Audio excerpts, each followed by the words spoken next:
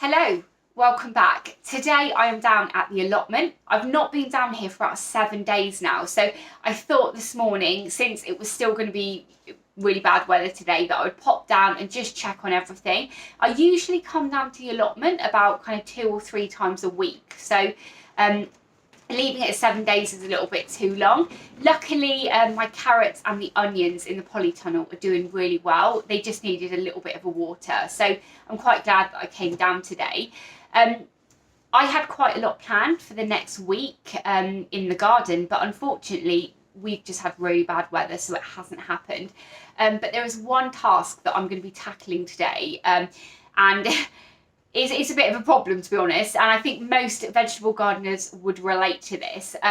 But this is a job that can be done at this time of year, and it's actually quite a good time of year to be getting on with this because we're starting to plan now for our spring gardens, and that is to organise and sort out my seed collection. If I was to tell you about my vegetable seed collection, I'd probably tell you that I don't have very many seeds. I need to buy some more for next year. And yeah, I haven't been through them. So let's have a look at what my kind of seed collection looks like.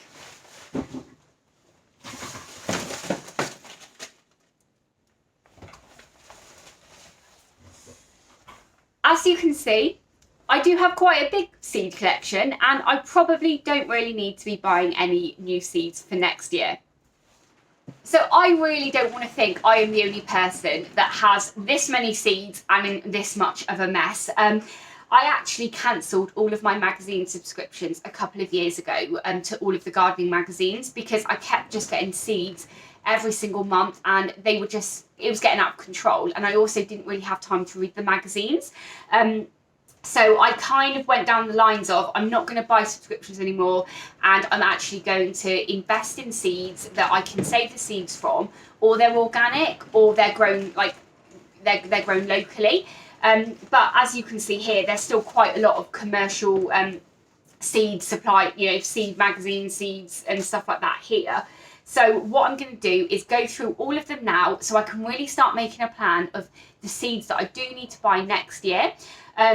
Quite a lot of people, like my family, are always asking me what I want for Christmas, and I never really, I'm not somebody that needs big things for Christmas, but if I know now, like, oh, I could do with some more of these seeds or that, I can actually find a really nice, organic local supplier and ask my friends and family to buy that instead, because, it is quite important to me to, grow organically now, and also to learn how to save seeds so we can actually, get better quality seeds that are naturalised to our growing environment, like year on year. So the first thing, though, before I even plan any of that, is to get these seeds organised. Now, usually, every year that I've ever done this, I have envelopes, okay? And then I split all of my vegetables up into what type of vegetable seed they are, and then I put them in envelopes. So I can go straight away to, the tomato seeds or the kale seeds or, cabbage, peas, beans or whatever. Quite a lot of people will categorise their seeds into when to sow them. And this is what happens, you see, to me, to get so disorganised is I've got them in an envelope with the variety on, and then each month I might think, oh, I'm going to be planting XYZ this month, and then I'll take them all out, and then I don't actually put them back in the right place. They just get dumped in the box, and then I end up with this at the very end of the year, and all of these are empty. But to be honest, I think for me, putting them in envelopes with the variety named on them is the best thing for me. You can then put it into alphabetical order into a box that's kind of as wide as this. The box I've got is falling apart, so I couldn't show you. But that's what I'm going to do now, and then I can actually get an idea of what I've got and what I need to get rid of. A lot of these seed packets as well probably are out of date. The ones that are out of date, I'm probably going to give away for free or something like that. A lot of the seeds, when they do go out of date, are absolutely viable and will grow. But over the last couple of years, I have planted stuff that hasn't come through because it has been too old, and I don't really have the time to waste on those types of seeds.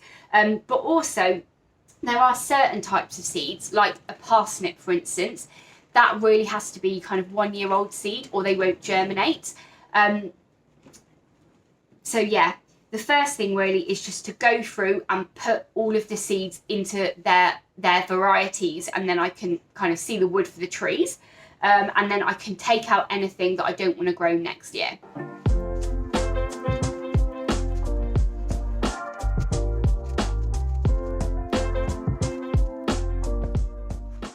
10 minutes later and all of my seeds are now in order.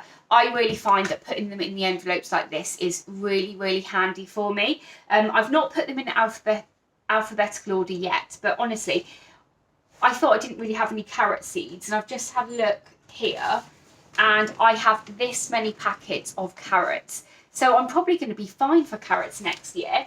And salads, oh my goodness, salads. They always come free in the magazines and they just, stack up and you end up with loads of them. And one of my favourite things to grow ever has to be pumpkins and squash. This year, unfortunately, I only had 4 squash and of only one variety. But where are they? This is how many packets I've got. Probably about 15 to 20. And I would probably have told you that I did need to buy more of those, and I've already put some of those on my Christmas list. So hopefully next year I'm going to be able to do the best pumpkin video ever, where I harvest like about 100 and about 20 different varieties. So it really is so important, if you've got a seed pile like what mine looked like to begin with, that you get them organised, because straight away you can come to this and then actually find the seeds and when you need them.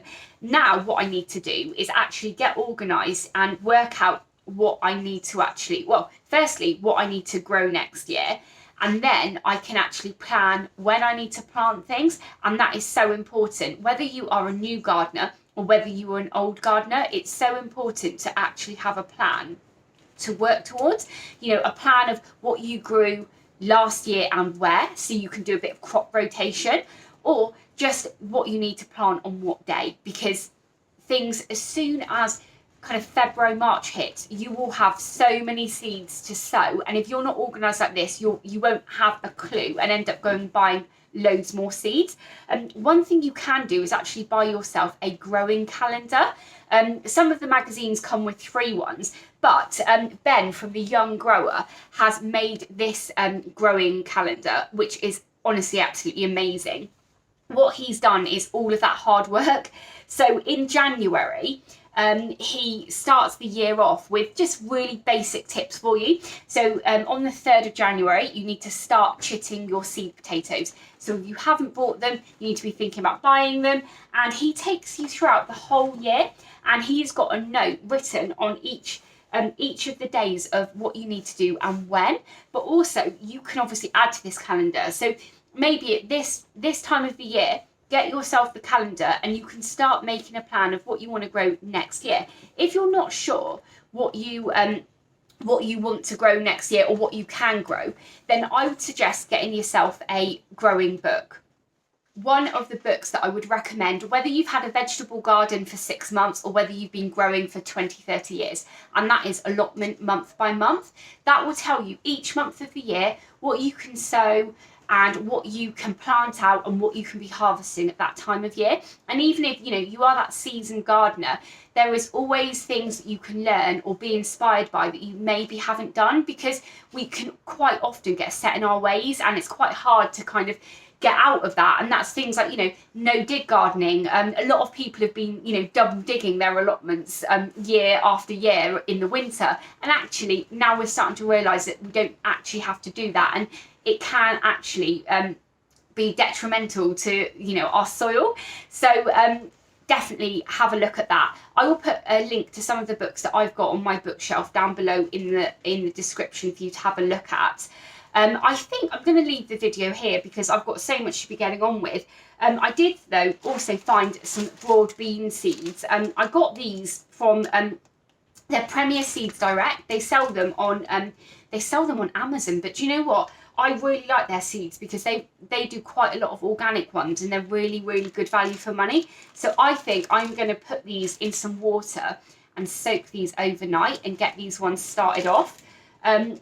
The variety of these is Aqua Dolce, and these are really good for growing over winter. I planted some of these last year and I put them out in my woodland garden, and they didn't do very well at all, but these will probably be quite good at the allotment. So I'm going to start these off in modules first rather than getting them in the ground, because at this time of year all the mice are really hungry and they'll probably come along and munch the seeds. So I'm going to get these growing at home, and then that will be something that I can get maybe in the ground later this year or early kind of January, and probably be the first crop, or the first thing that I actually plant out in the ground now. But like I said, I'm heading off now. Thank you so much for watching today. I really hope that I may have inspired you to get organised with your seeds, because I have, and I'm actually quite glad that I've done that. Thank you so much for watching. If this is the first time you're watching one of my videos, please do hit that subscribe button and ring the bell to be notified of all of my latest videos. YouTube have some videos up on the screen now that they think you'll like, so please go ahead and watch those. And I will catch up with you in the next episode. Bye!